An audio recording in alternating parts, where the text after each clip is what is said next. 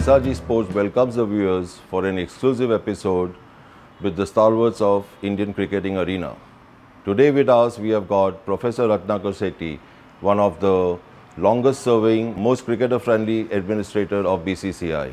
And along with him we have Yujvendra Singh, who comes from the Princey family of Junagadh. And with love, everybody in the cricketing circle calls him Sunny. Our anchor for the day, Sanjeev Samyal, who has been a journalist par excellence and played cricket himself, has just arrived. Let's go and greet him. Hi Sanjeev, how are you? Welcome to the show. Thank you so much. Looking forward. Thank you. Let's go and welcome our guest, Professor and Sunny.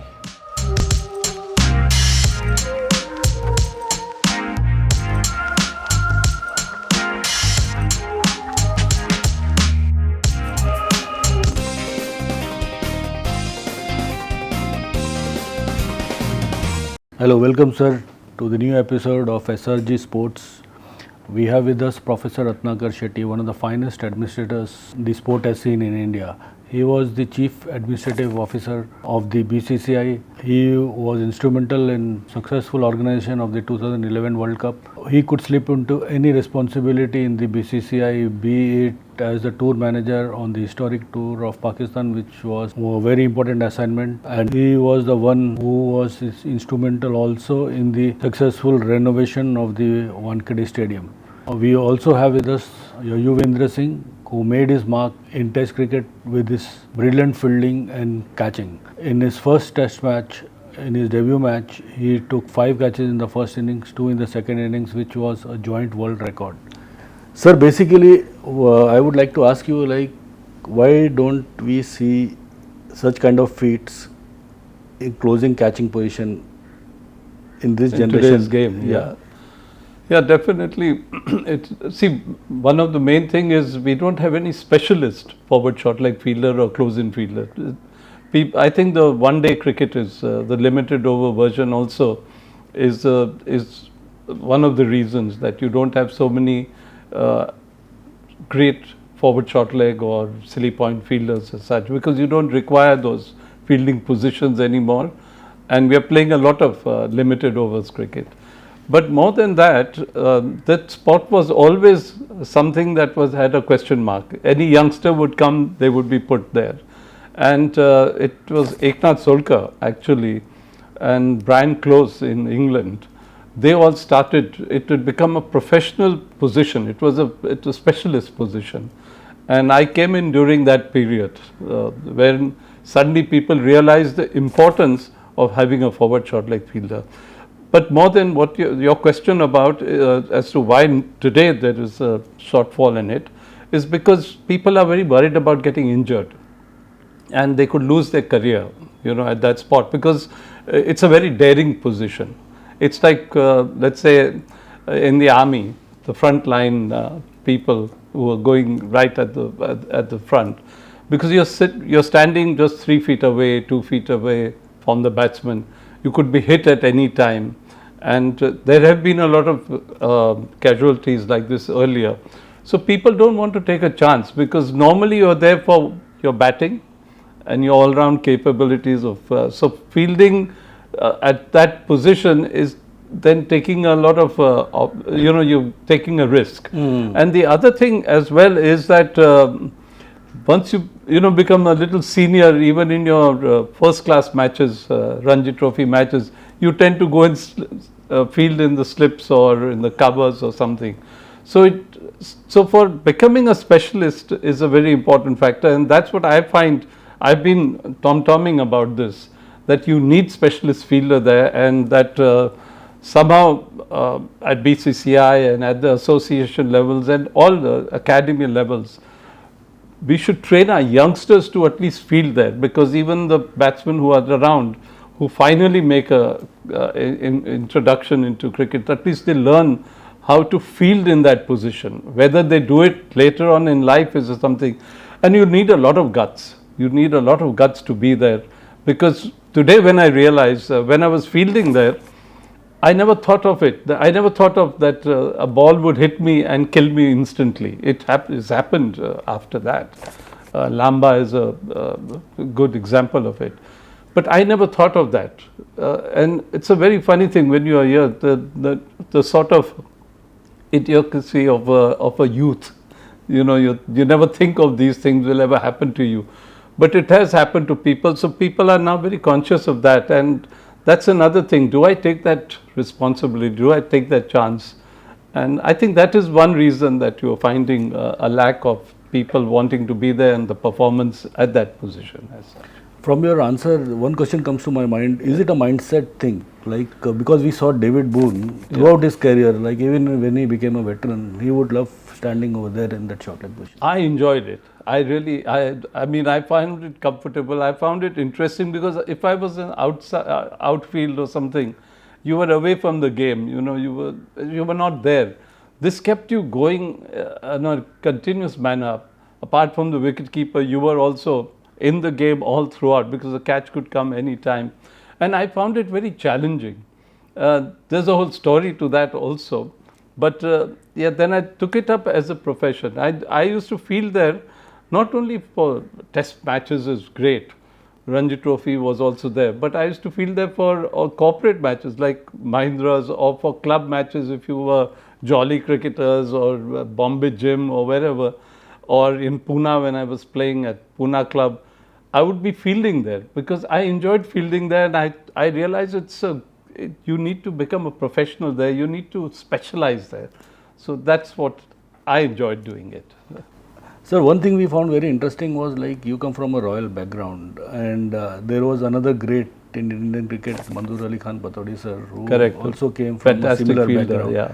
So everybody knows about the love for batting. Everybody has a love for batting. Yeah. So how he was also known to be a brilliant fielder. He actually kind of set up this culture of fielding in the Indian team. He was actually a very great fielder. So how you two guys? No, that's what I said. Very interesting, actually. First of all, we are Rajputs. I mean, he may be a Nawab, but Rajputs, we are always been told to be daring as such. And one of the things which my father always brought about was he used to call me Butterfingers. And I don't know why, because whenever I would come back from a match, any match, whether it was a college match or whatever, first thing he'll ask, how many catches did you drop? Okay. And I would say, no, I got 100, or no, but how many catches did you drop? And I would say 1 or 2. And then later on, he told me, I asked him this question after I got the record. I rang him up and I said, now, and the first thing he asked me, how many catches did you drop? And I did have 1, I did drop 1. So it said, after many years, I asked him, why did you always ask me this question? And he said that, we Royals were always said that they were always bad fielders. Yeah. So I always wanted to make sure that you would, that you would not be calibered into that position. But when you talk about Tiger Patodi, my forward short leg fielding actually came about from that. At that time, he was captaining India. And I remember he invited us to the Patodi Memorial in Bhopal. There was another, Anil Deshpande and I were doing very well for Mahindra's we were playing for. So we were both invited. Naturally, we went to Bhopal and it was such a glamorous affair to have, Sunil Gavaskars and Chandrasekhar and everybody who had just come from the 71 tour, and they were all royalties, as you would say, of cricket.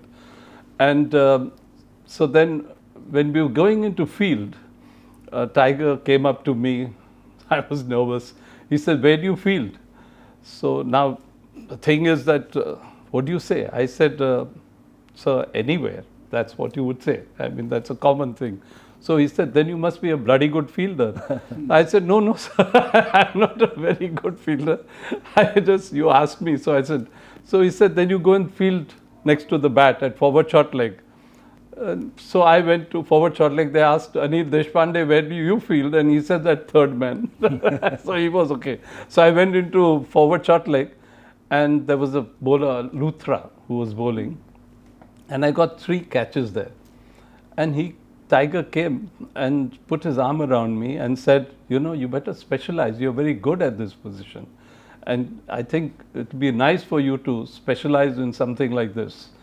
And that's what really drove me into, when an Indian captain tells you that you could specialize in something like this, I suddenly thought about it and I said, yes, let's start enjoying ourselves there. And that was it. But by the way, the story doesn't end there. Then we got them out and he asked me, he says, and where do you bat? So I said, this time be honest. I said, I bat in the middle order. And Jaishima was also there. And so he said, great, that's very good. So now you open.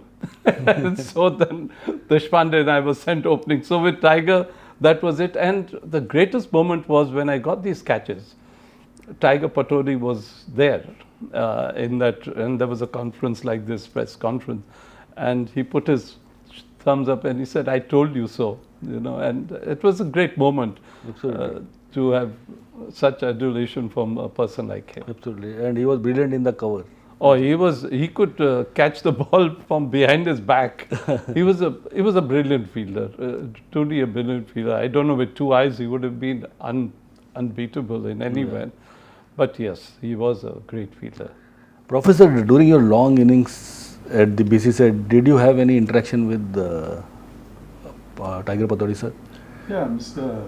Nawab Patodi was a member of the IPL governing council for the first 3 years, and he used to be a part of the discussions when IPL was in the formative years, with Mr. Gavaskar and Ravi Shastri accompanying him on the IPL GC. We had also interacted with him when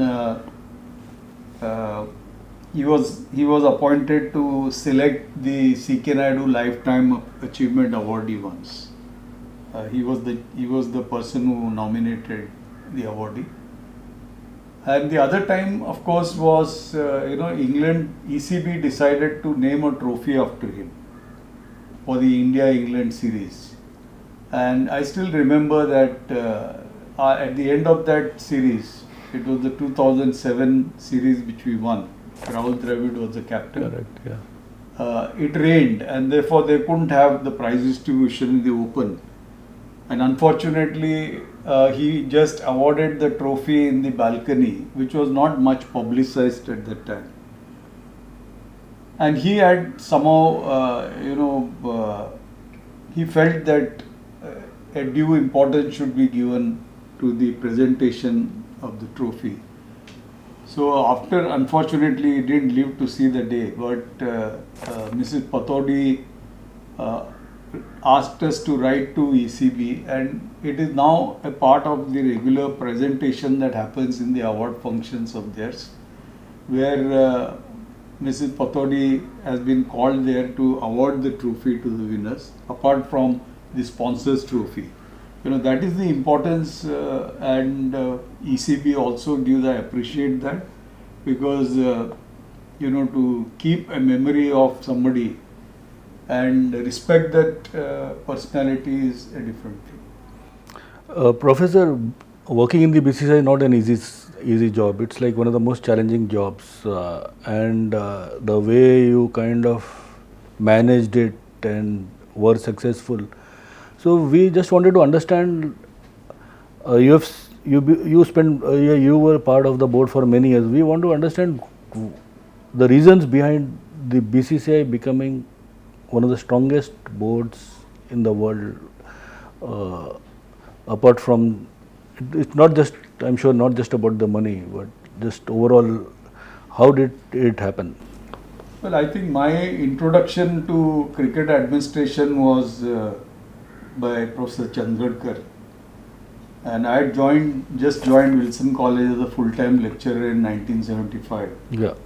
And I was looking after the college cricket team, and one day he called me up and he told me, go to Bombay Cricket Association and enroll your name as a representative of Wilson College. And I really didn't know what he was talking about.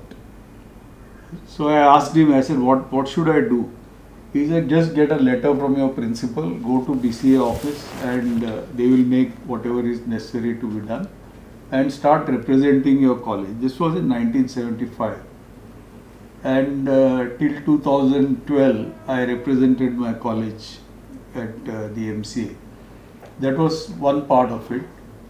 But it was a pleasure watching Polikaka at that time. He was the executive secretary of the board and methodical.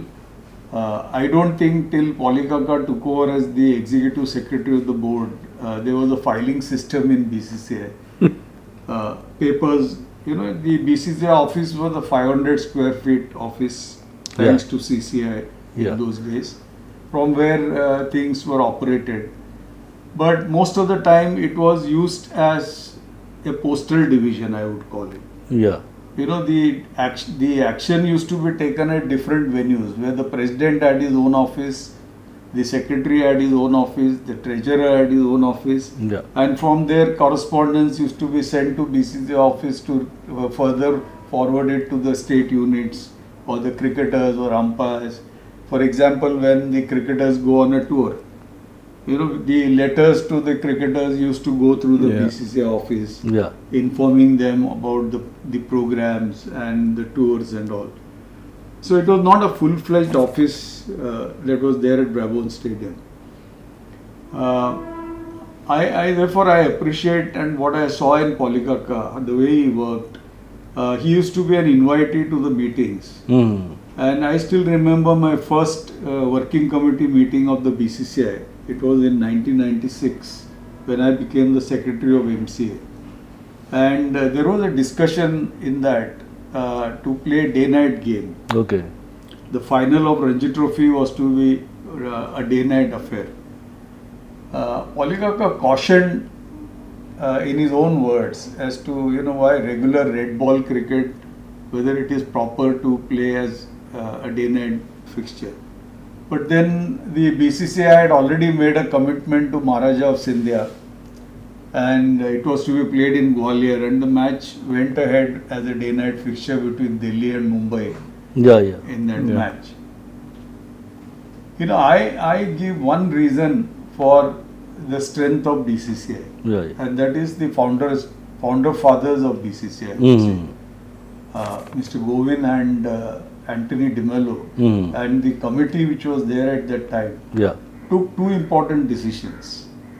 One is that the primary decision that they took was that BCCI will always be an autonomous body, will not depend on government for funds. It was a great decision looking back today after almost 90 years at how it has impacted us. And the other decision which they took was that the emphasis will always be on junior cricket.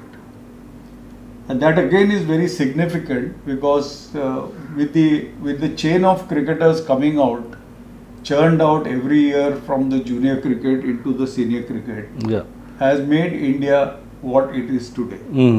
And I think these two decisions which they took way back in 1930 has a severe impact on the way BCCI has been functioning over the years.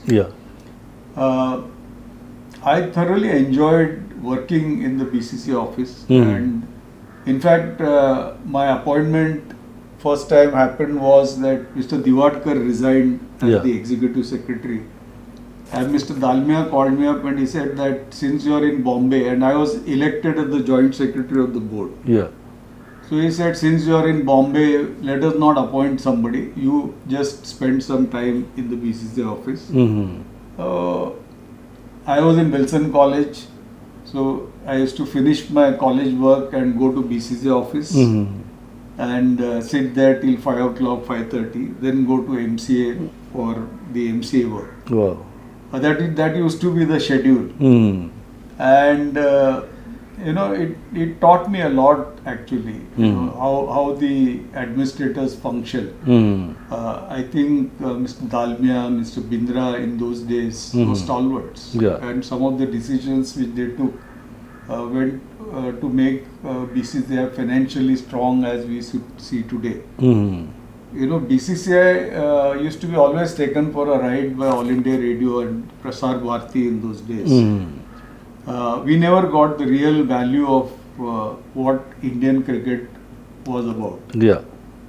And it all happened in, I think, 1992 when South Africa toured India for 3 ODIs. and they wanted to show those matches live back in South Africa. So they wrote a letter to BCCI asking the cost of that transfer of rights, telecast to their country. BCCI had never done this in the past, and therefore nobody knew how much to tell them. Yeah. So we just kept still on that till the time South African cricket broadcast company came back to BCCI and said that we will pay you $200,000. That was big money in those days for BCCI. And then that was the point where BCCI realized the value of Indian cricket. And next year, there was a Hero Cup, which was Golden Jubilee of Cricket Association of Bengal. And they floated tenders for media rights. That was the first time a tender was floated by BCCI for media rights, helping CAB to organize that event. Doordarshan went to court and they challenged that decision. It went on. Finally Supreme Court passed an order that any cricket that is played in India is the property of BCCI. So if Doordarshan, which is a government telecast organization, wants to show those matches, then they must bid like any other company which wants the rights. And that is a historic decision which is impacting what BCCI has today in terms of finances. Superbly explained. Professor, one of the big moments in Indian cricket has been the IPL. So, what were the administrative challenges before the IPL and after the IPL? Well, I still remember Mr. Sharad Pawar calling me and telling me that I have to attend one meeting in Singapore. And that was the first meeting, myself, Lalit Modi and Mr. Bindra, we went.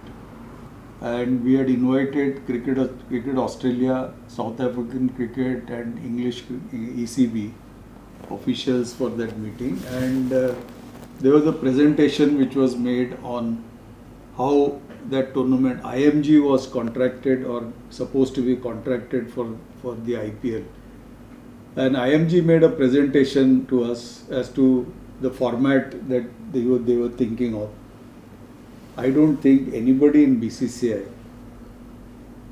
ever thought that this is a format which will succeed, because we had never gone out of the conventional cricket that we were conducting. But before that, also, I think Lalit Modi, when Mr. Dalmia was the president, had given a proposal of intercity cricket. Because for 1996 World Cup, there were at least 6 venues which had put floodlights.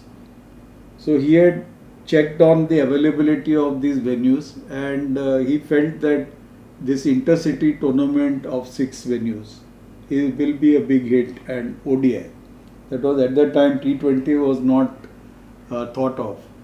But when Mr. Pawar became president, he brought back that whole idea in the form of T20. So at Singapore, this presentation happened for 2 days and nobody was sure of how things will work span. But Lalit Modi wanted to try that, and he convinced Mr. Pawar that it will work and we should go ahead.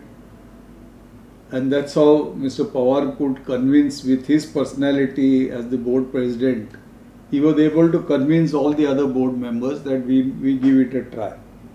And we'll go ahead and accept the proposal which Lalit is making. And I think he had sent out a tender for 8 franchises, city-based, and December 2007, if I am not mistaken, our tenders had gone out and there was a crash in the market. The share market crashed. And there was always a worry that who is going to come in these conditions. But Lalit, being Lalit, actually, he approached individually all these industrialists, film stars, convinced them to be a part of the IPL. And I still remember he used to come to me and tell me that, if media calls you up, we must tell media that 25 people have taken the tenders, or Leicester has asked for it, or big names have asked for tenders and all. And he was just creating this positivity about the whole thing. Finally, when we opened the bids, there were only 10 people who bid officially in time. There were two others who wanted, but then they were not, they were late. And 8 of that was selected. And I still remember Mumbai Indians name came afterwards, but Reliance Group had bid, and the highest bidder for that city was to be awarded the team. If I am not mistaken, Mr. Ambani of Reliance had bid for all the 8 venues. And if one goes by the figure, probably he could have got more than one venue. But then the highest value was to be assigned, and that's how he got Mumbai. And Malia wanted Mumbai also desperately. He lost by a few lakhs. His calculation went wrong. And rest is history actually, because the first edition of IPL itself was such a hit. With the cricketers, the quality of cricket that people saw, Correct, yeah. and the glamour accompanying that in the form of Shah Rukh Khan, Shilpa Shetty, the Punjab Preeti Zinta. I mean, that added to the value of the whole event. And people were watching this for the first time, T20 in such a format where foreigners were playing. The top players of the world were all participating. And it was a great success right from day one. I think who will forget McCallum's century in the first game of IPL ever. Absolutely. And it was just... Plus we had won the World Cup. Yeah, that was... the winning of T20 World Cup was actually made an impact on the following with the Indian people on television. Because we never expected to win the T20 World Cup. The selectors, I still remember Dilip Vengsarkar was the chairman, picking up a team from out of the players who had played in domestic cricket and sending them to participate. And winning that World Cup, I think, that's created. true. Making Dhoni the captain, who had never captained anything in his life before that, it is it's quite an achievement it was. And the greatest success of IPL is the quality of cricket that it produces year after year. And Indian boys, particularly Indian cricket, has become stronger because every year you have got a couple of new boys who come on the platform, do well, and challenge the seniors into the Indian team. All that has come because of IPL, I feel, or hastened because of IPL.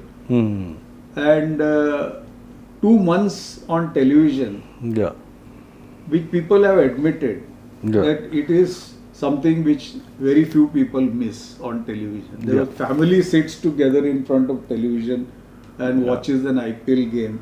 And when the last IPL takes place, the final, then after that 15 days people have a mental block as to what they are going to watch. Yeah, absolutely. That kind of atmosphere has been created in Indian cricket. Administrative challenges, did it increase after the IPL? The administrative challenges that we faced was not because of the cricketing aspect, but of the field activities that happened. Because, for example, the match fixing saga started with IPL. Indian cricket never knew what was match fixing before that. That was one. Then after match parties, which used to happen quite regularly with the top teams. So anti-corruption unit became a necessity, and impacting the players, rules, regulations. They started slowly coming into the system, and I still remember, we were once in 2010. When this match fixing thing happened and Lalit Modi was asked to leave IPL, was out of IPL. the matter was taken by the standing committee of the parliament, the finance committee. And it was my first experience of going to a parliamentary finance committee and how it happens. You know, there was 20 odd members, member of parliaments who were there. Mr. Sinha was the was the chairman of that committee. Yashwant Sinha. Yeah. And you know, they were firing questions. So Shashank, myself, Mr. Srinivasan, Mr. Pandav was there, and they were just going at us. Okay. Including questions like you're selling cricketers by auction and all. It's as if animals are being auctioned. All sorts of things came up in that. Yeah, sure. And they questioned the way it is being conducted. So that was the beginning, and it led to a lot of problems later in 2013 when the match fixing thing happened, where Supreme Court appointed Justice Lodha committee, and the Justice Lodha committee gave a report of recommendations which are still being implemented. And so that's where it all started as far as administrators are concerned. But I think cricket-wise, the cricketers have carried on the mantle well. I have no hesitation that, you know, it's a success because of the type of cricket that is played. Absolutely. And the way they organize themselves for the tournament. On that note, sir, basically about cricketers, so you are connected with the current cricketers as well as the past cricketers.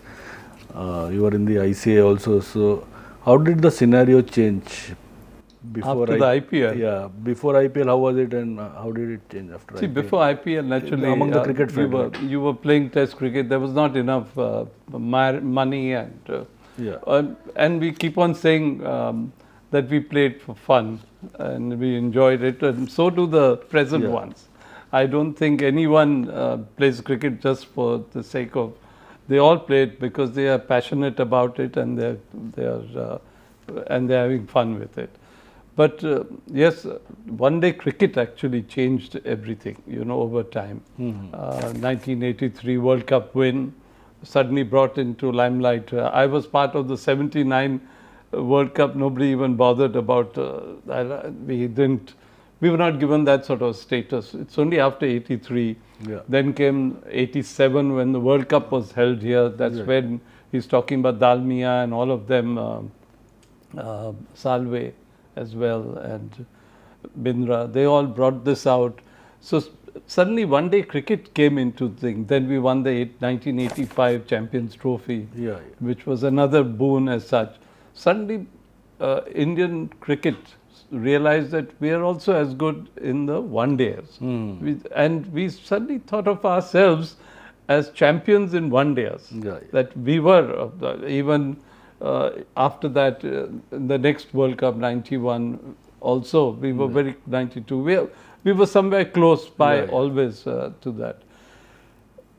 What has happened with the IPL, the T20, I mean, has just blossomed Indian cricket. And it has become now a business. And even for a cricketer, it's become something that they can pursue. You know, earlier it was what you would say a passion. Now you can pursue for a living. And that is a very important factor which has come out. And you can see the stories of rag to riches stories. People are becoming instant. This was something that you saw in the film industry. People used to come and try and get into the film industry to make it big. And now that is happening in cricket. Absolutely. You know, and so you're getting players from all over. And what happens is T20 doesn't require that much of skills, technical skills. It requires you to have great eye-hand coordination. Basic ball sense.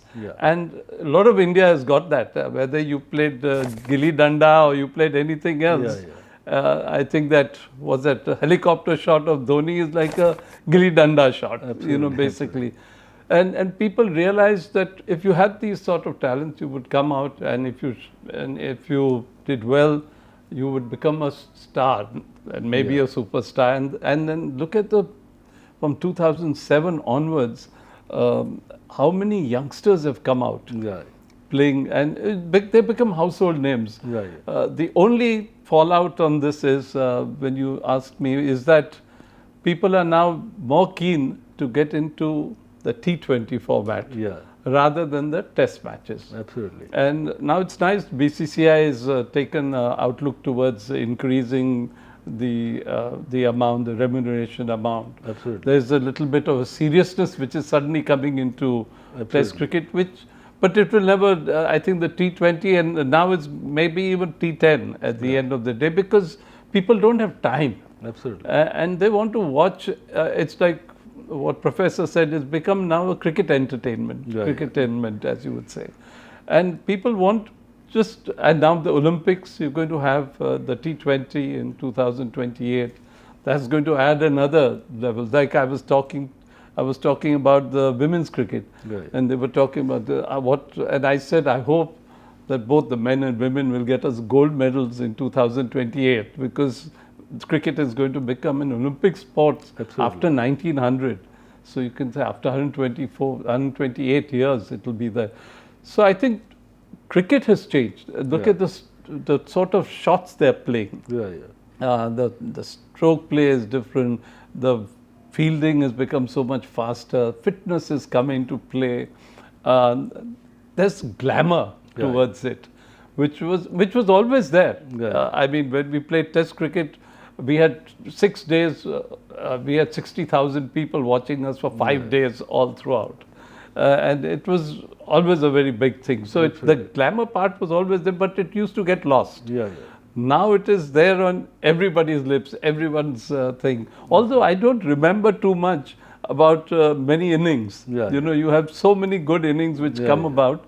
Like we remember test matches and test innings, and it still is something that we talk about. Yeah. But in one day, as now it's got lost. You know, there has been so many great innings Absolutely. in that, and. But it's great for cricket. I think it's fantastic for cricket that you've got the audience in. Suddenly, audience was running away. The spectators were running away from cricket. You've suddenly got them involved in cricket. And not only, I'm not talking about cricket connoisseurs. You're talking about young kids, Yeah. the household wives, Yeah. the girls. You just see that crowd. I mean, I go there, it's a pizza crowd. I call them pizza crowd because all of them are interested to have a good time. Absolutely. But when you think about it, wow, it's great for cricket. I mean, everything has to transform in life, and it has to transform into something better. And I think one day cricket and T20 cricket, and it's just revived cricket. Absolutely. More than anything else. I know one good thing that has come out of this monetary benefit of BCCI. You know, BCCI has earned a lot of money, but the decision to start pension for the retired cricketers Yeah. and extend it to the wives of people who are deceased, Yeah. and including Ranji Trophy cricketers. I agree with that. You know, that's something which was a great decision. Absolutely. I feel. It came about during your time, I remember. 2006. Yeah, it was that first letter that came to all of us. I think it was 5,000 rupees. But it was such a great, we felt that somebody is caring for you. Absolutely. Yeah, and I worked 26 years with Mahindras and 14 years with Tatas, apart from Wisden and all. But the pension I get out of BCCI is far higher than both those things. I can tell you that. And I wondered I should have played only cricket. Absolutely. Sir, this has been a very interesting But discussion. you asked about ICA as well. Yeah. Oh, the Indian Cricketers Association. We are very happy that the Supreme Court finally gave us an opportunity to form a body for former cricketers. It's more for the former cricketers because a lot of them are struggling in life after retirement as such. And it's a great body so that we can take it further. We're being naturally looked after by BCCI, and they are funding us at this stage. But we've been able to achieve a lot. We've been able to get the women into it, into the pension, not a pension, you call it gratis, Right. yeah, which comes about. We've been able to increase the gratis also amount. We are trying. We've got the medical insurance done for anybody who's paid Brilliant, 10 and over. Which where else do is you get superb. sort of Yeah. thing? There's always scope of improvement in all those things. We are also trying to get the cricketers from 10 to 24 who are not getting gratis today to try and include them into it. Wonderful was to hear about Mumbai Indians, Mumbai Cricket Association increasing the match fees for Ranji Trophy. Yeah, yeah. See what has happened when we keep on pushing these good things during COVID. A lot of former cricketers struggled, and I can tell you, present lot as well as the former cricketers got together and really helped those people. A lot of them, we don't want even their names to be announced, but Absolutely. there was that suddenly bonding and union that came, unity that came out, that if my cricketer is struggling, just approach me whenever you can. So there are a lot of things that we have been trying to accomplish and do for the players. It takes time because there's a lot of things happening as well. But I'm so grateful that we have a body at least who are part of the Apex body. Now they can go and talk and give their, and not only in the BCCI, every association has got 2 ICA members in it. Wow. So we are being able, suddenly we are being heard at least. And a lot of them are using these people for the cricketing activities as such. It's just brilliant. We are thoroughly enjoying this discussion with Professor Shetty and Yajuvendra Singh sir. Like we want to continue, keep on continuing this, but we'll like to take a short break and we'll be back soon.